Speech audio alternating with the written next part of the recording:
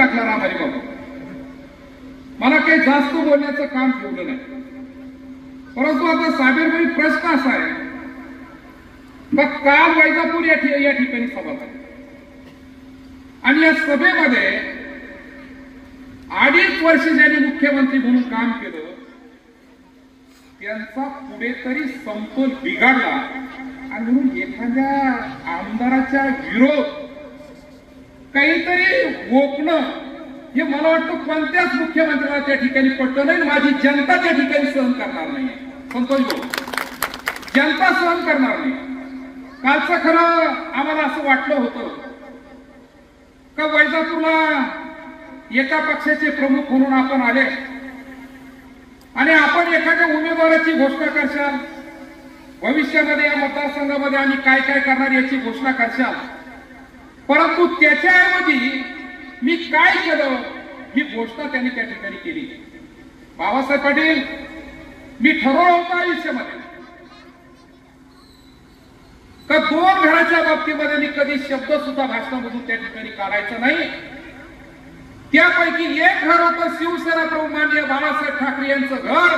ते माझ्यावरती काही जरी आरोप जर झाला परंतु मी त्या घराच्या बाबतीमध्ये काही बोलायचं नाही. आणि दुसरं घर होतं आदरणीय आर्यवाणी साहेबांचं घर.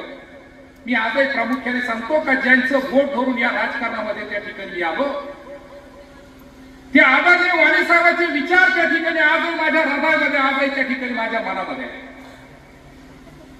मी त्या घरावरती काही बोलणार नाही. परंतु खऱ्या अर्थाने जे 2.5 वर्ष ज्यांनी राजकारण केलं आमच्या जीवावरती मुख्यमंत्री झाले, तुम्ही फक्त एक काम केलं असेल का माझ्यासारख्या एका शिवसैनिकाला तिकीट दिलं, परंतु तिकीट मागत असताना काय काय झालं याचा जर प्रामुख्याने या ठिकाणी विचार जर झाला तर शेवटच्या टप्प्यामध्ये या ठिकाणी सांगतो का वैजापूर विधानसभेची उमेदवारी देत असताना सुद्धा पैशाचा वापर त्या ठिकाणी होणार होता. मी रात्री 2 वाजता निघालो बाबासाहेब पाटलाला. साबीरभाई दम मारी ना. साबीरभाई म्हणजे नाही, तुम्हाला जावं लागतं, बसावं लागतं. वैजापूरच्या विधानसभेची सुद्धा उमेदवारी पैसे देऊन त्या ठिकाणी एका माणसाला बळजबरी त्या ठिकाणी देण्याचा घाट त्यांनी रचला होता. परंतु रात्री गेलो 2 वाजता आणि 2 वाजता गेल्यानंतर मी शिवसेनेच्या 3 माणसाला भेटलो आणि त्यांना सांगितलं काही रमेश गोगाऱ्यांनी 15 केसेस शिवसेनेच्या घेतल्या आणि रमेश गोगाऱ्याने 25 वर्ष बापासारखी आर्यवाणी साहेबांची सेवा केली. जर तुम्ही माझ्यासारख्याला जर तिकीट दिलं नाही तर शिवसैनिकाची आत्महत्या होईल. तुमचं कालचं जे भाषण त्या ठिकाणी तुम्ही लोकांसमोर मांडलं आणि मग आदरणीय नेरुरकर साहेबांना मी धन्यवाद देईल का नेरुरकर साहेबांनी माझी वकील केली आणि त्यांनी सांगितलं तर 30 वर्ष रमेश गोगाऱ्यांनी शिवसेना वाढवण्याचं काम केलं, पाप केलं. 30 वर्ष काम केलं आणि मग मला त्या ठिकाणी उमेदवारी उद्धव काका त्या ठिकाणी मिळाली. सहज उमेदवारी मिळाली नाही. आणि त्या ठिकाणी काल तुम्ही येता आणि सांगता कार्यवाणी साहेब जर असते तर रमेश गोगाऱ्याला उलट टांगलं असतं. ही भाषा एका मुख्यमंत्र्याची प्रकाश भाऊ.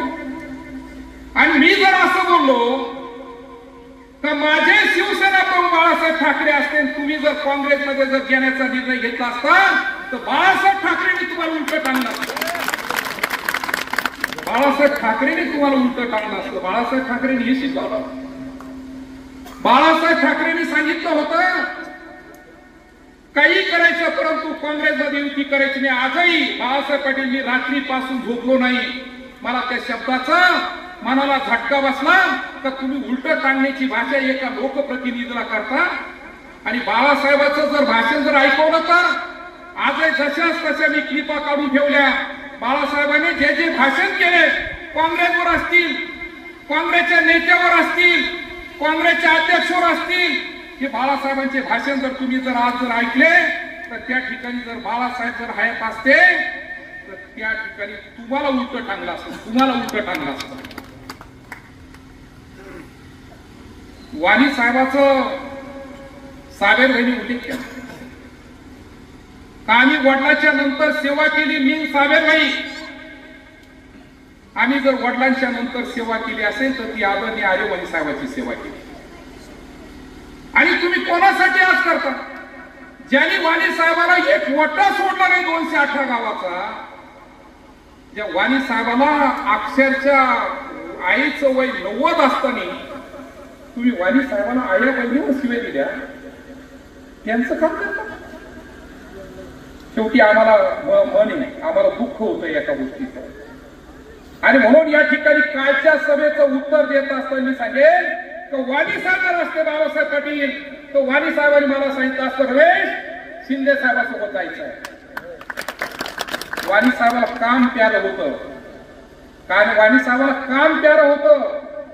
आणि वाणी साहेबांनी मला स्पष्ट सांगितलं असतं तू शिंदे साहेबांसोबत गेला पाहिजे. मला माहिती आहे वाणी साहेबाला शिवसेनेमध्ये असताना किती त्रास झाला. मी त्यांचे जे वारसदार आहे त्यांना सांगेल की वाणी साहेबांनी अनेक वेळेस त्या ठिकाणी मला सांगितलं, मला म्हणले अरे बाबा मी आमदार आहे परंतु आरोपीच्या पिंजऱ्यामुळे उभा आहे. मारुती मंदिराची शपथ घेऊन सांगतो, मला वाणी साहेबाचा जशास तसा शब्द आठवतो. वाणी साहेब मला म्हणले की मी आमदार असून वाणी साहेब म्हणले की मी आरोपीच्या पिंजऱ्यात उभा आहे. उद्धव ठाकरेंनी वाणी साहेबांना कित्येक वेळेस आरोपीच्या पिंजऱ्यात उभा केलं. भाऊ आरोपीच्या पिंजऱ्यात काही संबंध नसताना आरोपीच्या पिंजऱ्यात वाणी साहेब स्वतः उभा राहिले. आणि म्हणून मी या ठिकाणी सांगेल की तुम्ही त्या माणसाचं नाव घेऊन राजकारण करू नका. शेवटी आम्हाला सुद्धा आम्ही सुद्धा त्या माणसाचे बोट धरून 30 वर्ष राजकारण केले. कालची जी सभा झाली साहेब भाई, एका मुख्यमंत्र्याच्या तोंडामधून असे शब्द वापरणं हे गलिच्छपणाचं राजकारण आहे असं प्रामुख्याने त्या ठिकाणी मी सांगणार आहे. या ठिकाणी पब्लिक येतील, पब्लिक जाईल, माझं पद राहील, माझं पद जाईल, तर हा सरकारी सातबारा आहे.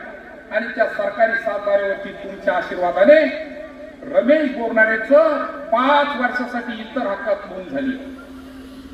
ती काढायची ठेवायची तुम्ही ठरवणार आहे, ते नाही ठरवणार भाषण करू. काल सांगितलं मराठवाडा वॉटर ग्रीडचे पैसे मी दिले. याला मराठवाडा वॉटर ग्रीड तरी माहिती का विचारा ना. आम्ही मोठेपणा केला हो. मला सन्माननीय गुलाबराव पाटील आजही पाणी पुरवठा मंत्री 1075 कोटी रुपयाची ऑर्डर निघाली आणि मला मोठ्यापणाने सांगितलं, मला म्हणले बोरनारे सर तुम्ही माझ्या सोबत चला, आपण मोठेपणा करू आणि उद्धव ठाकरेच्या हाताने ती ऑर्डर तुमच्या हातात देऊ. तर आजही सांगा बरं उद्धव ठाकरेला का ही वॉटर ग्रीड कुठून निघाली, कशी चालली, कोणत्या गावात किती वाढ आणि किती पैसे, बरोबर आहे. आणि तुम्ही आता वॉटर ग्रीडचं पाणी रमेश बोरणाऱ्याला आम्ही पाजणार आहे. अरे गद्दारी तुमची आहे, गद्दारी आमची नाही. मी 30 वर्ष झाले शिवसेनेचं काम करतो, धनुष्यबाणाचं काम करतो. शाखा प्रमुख होतो, धनुष्यबाणला मतदान मागितलं बाळासाहेब. शहर प्रमुख झालं, धनुष्यबाणला मतदान मागितलं. तालुका प्रमुख झालं, धनुष्यबाणला मतदान मागितलं. झेडपी मेंबर झालं, धनुष्यबाणला मतदान मागितलं. आणि आजही मी कशाला मतदान मागतोय? धनुष्यबाणला मतदान मागतोय. तुमच्यासारखा हातात टेमानं घेतलं लोकांना जाळण्यासाठी. आणि मग कालच्या भाषणाला कुणीतरी बोललं पाहिजे. शेवटी मन आपल्याला